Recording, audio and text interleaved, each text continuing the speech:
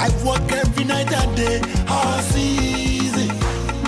And you must be a bella Asarekuni. Ashama. Orúkọ mi ni Ise Adéníjì. Ẹni tí a bí ní ìpínlẹ̀ Èkó. Mo jẹ́ ọmọ bíbí Ilé Ifẹ̀ ní Orisun State. A bí mi ní ìpínlẹ̀ Èkó. Mo dẹ̀ dàgbà ní ìpínlẹ̀ Èkó. Mo lọ sí iléèwé primary school ní ìpínlẹ̀ Èkó títí tó fi dé secondary school. Àmọ́ nígbà tí mo finish secondary school, ó ní mo join bàbá tó bí mi lọ́mọ iṣẹ́ panel beater. Àwọn ẹni tó máa ń tún mọ́tò ṣe, tí wọ́n máa ń tò ọkọ̀, àwọn ọkọ̀ tó bá ti ní accident, tí wọ́n máa ń ṣiṣẹ́ pẹ̀lú àwọn American International Insurance. Bó tiẹ̀ jẹ́ pé pẹ̀lú agídí ṣáà ni mo ṣe máa ń lọ nínú oríṣiríṣi, òun ni mo fi máa ń lọ síbẹ̀. Àmọ́ ìgbà tí màá fi ṣetán ní iléèwé secondary school, ìgbà yẹn ni mo wá rí pé little by little mo bẹ̀rẹ̀ sí ní interest nínú iṣẹ́ yẹn. Mo ṣiṣẹ́ bí ẹni máa kú lórí títì. I work every night and day, all season. And you must be a bella Asarekuni. Ashama. Torí nǹkan tó jẹ́ kí n interest ni pé mọ́tò tí wọ́n máa gbé wá tó jẹ́ pé tí wọ́n bá rí, in fact ẹ̀ máa ní pé ó ti wà write off, but by the time tó bá máa fi ṣetán tó máa di brand new. So ìyẹn ló wá jẹ́ kí n pick interest nínú iṣẹ́ yẹn pé iṣẹ́ yìí ó máa make sense o, pé tí wọ́n bá ti ń ra àwọn mọ́tò tó jẹ́ pé wọ́n last dent, kí èèyàn tún máa tún gbogbo ẹ̀tọ́ kó tún máa tún dà á tún di owó. So òun ló fi di pé lẹ́yìn ìgbà tí mo ṣetán ní secondary school, mo wà pẹ̀lú dáàdì láti máa kọ́ṣẹ́ yẹn. Bó tiẹ̀ jẹ́ pé kì í ṣe bàbá tó bí mi lọ́mọ gangan kọ́ ló kọ́ mi níṣẹ́, àwọn ọmọọṣẹ́ tí wọ́n kọ́ níṣẹ́ abẹ́ wọn lèmi ti kọ́ṣẹ́ ní ibi iṣẹ́ dáàdì mi gangan, ibẹ̀ ni mo ti kọ́ṣẹ́.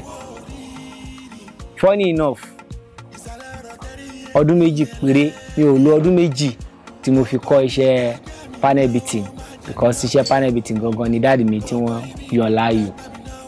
Though àwọn ẹni tó ń kun ọkọ̀ náà wọ́n gbà àwọn tira táwọn náà wà ń bẹ̀. So but panel beating yẹn gangan òun ni mo kọ́.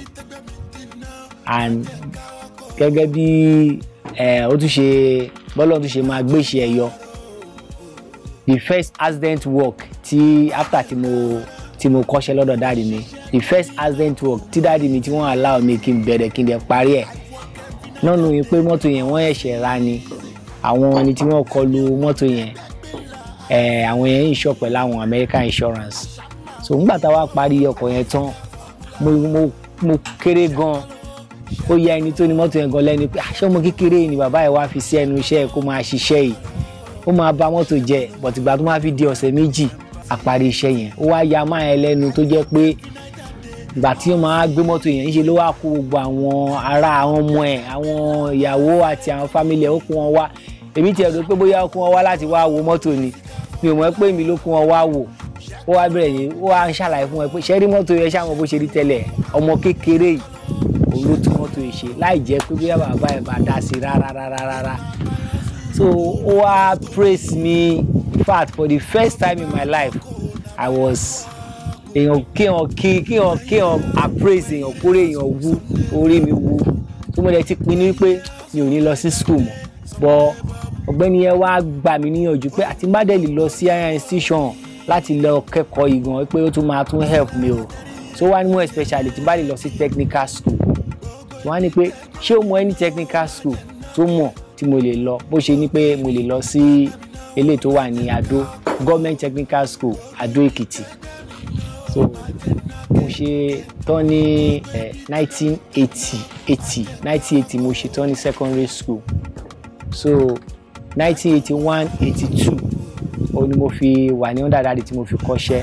So in 1983 mo lọ sí technical school, Government Technical College Adó Èkìtì.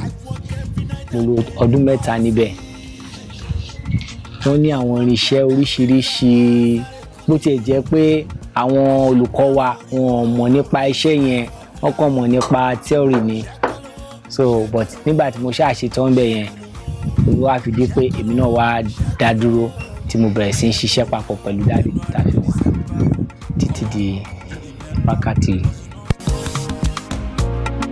Mo ṣiṣẹ́ bí ẹni máa kú lórí títì. I work every night and day, all season. Ẹni ọmọ bí ẹgbẹ́ gbé ńlá